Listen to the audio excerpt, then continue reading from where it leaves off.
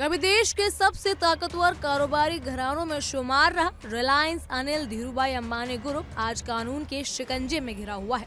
एक दौर था जब अनिल अंबानी को भारत का सबसे प्रभावशाली उद्योगपतियों में से एक गिना जाता था। राजनीति से लेकर उद्योग जगत तक उनका रसूख था। लेकिन अब वही अनिल अंबानी एक बार फिर प्रवर्तन निर्देशालय यानी ईडी के सामने तलब किए गए हैं। जी हाँ, ईडी ने 17,000 करोड़ रुपए के कथित लोन फ्रॉड केस में अनिल अंबानी को दूसरी बार सम्मन जारी किया है और उन्हें 14 नवंबर को पूछताछ के लिए बुलाया गया है। ये मामला उन कर्जों से जुड़ा हुआ है जो रिलायंस कम्युनिकेशन और उससे जुड़ी कंपनियों में 2010 से लेकर 2012 के बीच भारतीय बैंकों से लिए गए थे। ईडी की जांच में आरोप है कि इन लोन की बड़ी राशि का इस्तेमाल तय शर्तों के अनुसार नहीं हुआ, बल्कि इसे समूह के अन्य कंपनियों में ट्रांसफर कर दिया गया। एजेंसी का कहना है कि हजारों करोड़ रुपए का उद्योग नए कारोबार की बजाय पुराने कर्जों की अदायगी में किया गया, यानी जो पैसा बैंकों से नए निवेश के नाम पर लिया गया था उसे पुराने कर्ज चुकाने में लगा दिया। वित्त जगत में इसे एवरग्रीन ऑफ लोन कहा जाता है। जी हाँ, एक ऐसा खेल जिसमें असली कारोबार की हालत छिपाकर पुराने घाटे पर नई चादर डाल दी जाती है।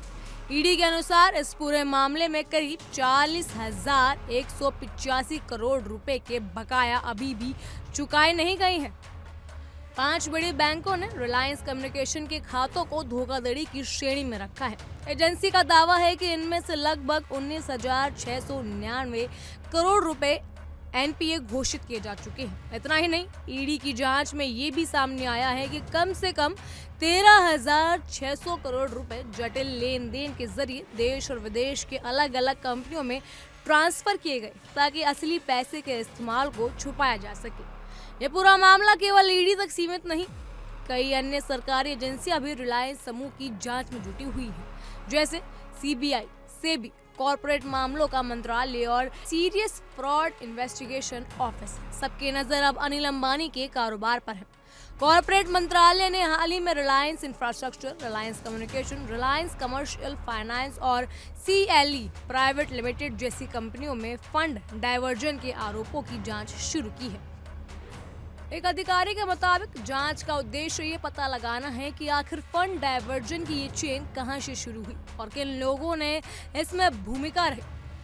एसएफआईओ की रिपोर्ट आने के बाद तय होगा कि आगे कानूनी कार्रवाई क्या की जाएगी। इस बीच ईडी ने बीते हफ्ते बड़ी कार्रवाई करते हुए रिलायंस समूह से जुड़ी लगभग 7,500 करोड़ की संपत्तियां जब्त कर ली है। इनमें कई बड़ी कंपनियां शुमार हैं जो कथित मल्टी करोड़ बैंक फ्रॉड से जुड़ी हुई हैं। अगस्त 2025 में ईडी और सीबीआई की टीमें अनिल अंबानी के घर और दफ्तरों पर छापेमारी कर चुकी हैं। उस वक्त रिलायंस समूह के कई वरिष्ठ अधिकारियों को ठिकानों पर तलाशी ली गई थी। जी हाँ, और समूह के एक वित्तीय अधिकारी को फंड ट्रांसफर में कथित भूमिका के लिए गिरफ्तार भी किया गया था। कभी देश के टॉप बिजनेस टाइकून रहे अनिल अंबानी के लिए बीते कुछ साल किसी बुरे सपने से कम नहीं रहे। उनके नेतृत्व वाला रिलायंस एडीए ग्रुप लगातार आर्थिक संकट में डूबता चला गया। रिलायंस कम्युनिकेशन दिवालिया प्रक्रिया में जा चुकी है। Reliance home finance, Reliance commercial finance और रिलायंस इंफ्रास्ट्रक्चर जैसी कंपनियां जो कि अनिल अंबानी की हैं, वो बैंकों और निवेशकों का भारी किराया अभी भी बाकी रखती है। वहीं सेबी ने अपनी जांच में जुटी हुई है ताकि ये समझा जा सके कि समूह की कंपनियों ने निवेशकों को दी गई सूचना कितनी पारदर्शी थी और क्या फंड का इस्तेमाल घोषित उद्देश्यों के मुताबिक हुआ या फिर नहीं। बहरहाल इन सब पर आपकी क्या राय है, हमें कमेंट सेक्शन में जरूर बताइएगा। फिलहाल के लिए इतना ही। तमाम खबरों के लिए फॉलो कीजिए इंडिया डेली को।